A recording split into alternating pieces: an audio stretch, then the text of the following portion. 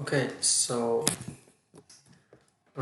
it is midnight for now, and it should be yeah, it is 11:50, and I just finished my poem for tomorrow. So I have some time, so I use that for because I forgot to do my speaking, my daily speaking, so I have to do it. Although it's really late for now, and I want to go sleep, but I have to do my speaking first because I really want to improve my skills. My skills. So let's start it.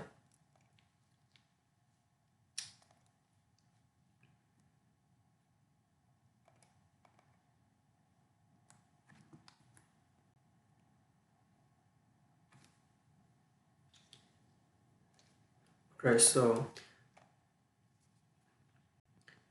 you know the saying, and you see best. I will say it that you're gonna be the best. Is being top 20% of class good enough for you? No.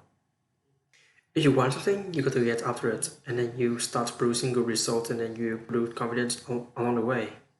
This kind of chase here are 10 study techniques that I swear past the medical students.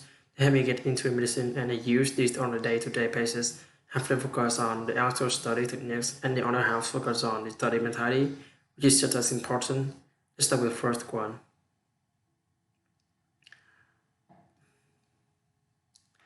First, you study from the testable core materials hours. So let's say all the parts that represents all the information that presented to you. And start in the middle is testable material. Someone who does know how to study will go from top to bottom, covering every single detail. And when the exam time comes, they haven't covered like 20 to 30% what is testable. Whereas someone who knows how to study will start from the middle, will study from the core materials, then it's testable and then study hours. And then next time camp comes, overall having finished studying everything they study what is important and what is testable. I know that you want to be the best student as possible. I want to be the best doctor as possible. So instead we have to need to try to learn everything. But we have to make this mindset shift from focusing on those long-term goals to short-term goals. And then those short-term goals with current courses is to pass and get good grades in every midterm and every exam that is presented before you. And then those long-term goals will take care of themselves. So how do you know what is both or not? There are three ways of figuring that out. First is to look for the practice test or reverse test. Some lectures give you, a couple of questions at the end of the lecture you go for to go for pay attention to those. I also looked at online in undergrad to figure out if there are any projects that's lying around. I asked 10 years if they have taken the course and if they have any project materials. I asked my friend who was on taking the course, you to use your resources to figure out if there are any additional study materials that you can use. You have to think like as a learner, so then you're going go over material. Always imagine in your mind how can I set this in a multiple choice or format? How can I set this in the chart and format? And try to learn that way. Number two on the list is to write good concise notes and then plan on timing for all your midterms and all your times and constantly follow your studying so that you're not falling behind. So for example, let's say you're taking 5 courses and before midterm you got to go over 10 lectures per course and then each lecture had 50 slides and the total up to 25 slides you have to go over before midterm.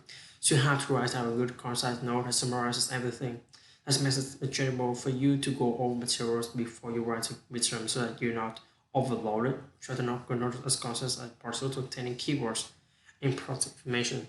You know that if you don't remember something from your notes, you have the PowerPoint slides you can always fall back on.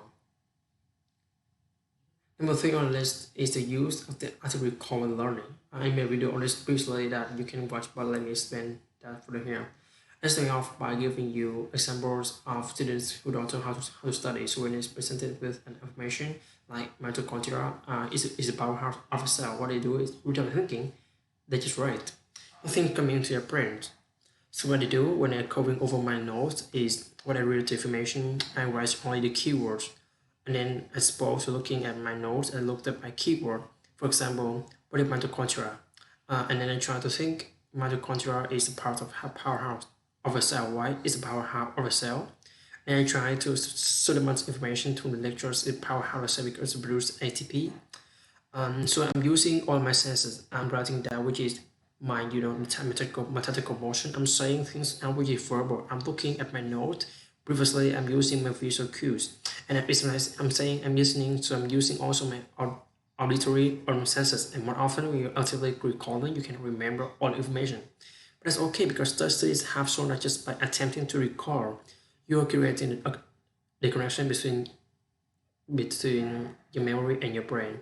Number four, I cannot emphasize this enough. Reviewing is just as important as learning new information. So you have to continue just to go on for midterm, for example, as opposed to go 1 to 20 and then go back to 1 to 20.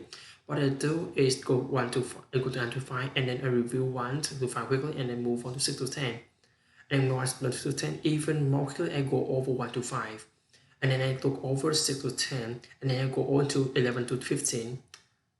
Unfortunately, you have time to do this completely before the midterm so that you have actually cover everything.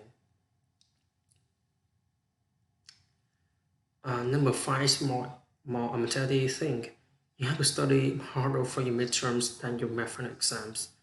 You're gonna obviously study hard for your exam, but you have to study harder for your midterms because that sets the return for your entire courses. Let's get a bad mark on the midterm so that the entire courses is just a catch-up game. You're worrying the whole time, probably 2 3 months, worrying about whether you're going to get a good enough final mark or that you can make up for getting a bad mark on your midterms. Number six is having a strong mindset throughout the school year. I'm going to come across a little harsh here, but you know the saying, you should get your best. I would say frequently you're gonna be your best. Is your best really the top 20% of your class? Is your best be the top 50% of your class? If the program you want to get into in the end has less than 10% acceptance rate, is being top 20% of your class good enough for you? Now, if you want something, you have to add after it, and then you will several single results, and then you'll be build confident along the way. Number seven is putting the work in an hour with everyone. It's kind of counterintuitive to put into video because it's the technique video, but compared to someone who knows all these techniques but does not work hard, someone who doesn't know any of these techniques and just putting the hours and studying and getting the information into the brain is always going to beat the person with the studying techniques. I was a practice person in my class, so what I did it was just learning little about everyone. How to know that? I walked into the library before everyone else, and I walked out of the library after everyone else. And I spent time on staying on Friday night, Saturday night, when everyone was going out partying. And it was, other students was living in the library at the same time, like that, and he's now a academic student resident at UNA, UFA. And two things that happen, so you can put out for everyone if you really want to be successful. Number eight is getting a seriously partner and friend who wants it about you. If you think it's going to be hard for you to find them, if you start studying, let's nice library all the time, and you will tend to cross these guys. It's hard to come in early in the morning and leave in late at night. Come in on weekends. But you're going to have a friend who won't really study with and we don't really interrupt each other. When it was time to study, we didn't interrupt each other. The worst was when the business was take care of itself. We went out and had fun.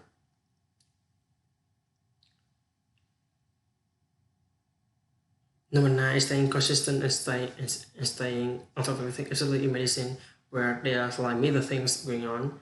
If I start to lose track of things, I get super stressed. So I have to be on top of every email. I have to be on top of every, assessments and all the work I have to do.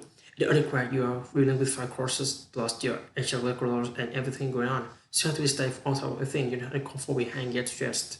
Let me give you an example of residency and why it is so important. You have student A, student B. Student A is working Friday night, Saturday, Monday, Sunday. George H. Student B is decides to work on Friday but takes Saturday and Sunday off. And student B has fallen behind student A and buys 24 hours. So no matter how hard he tries, the next Monday he's studying 14 hours as opposed to be 12 hours. Yesterday he's studying 15 hours. 16 hours, 16 hours. It was only playing catch up to the A. Like being on a curve in university in the grade, you're gonna not be able to compete against student A.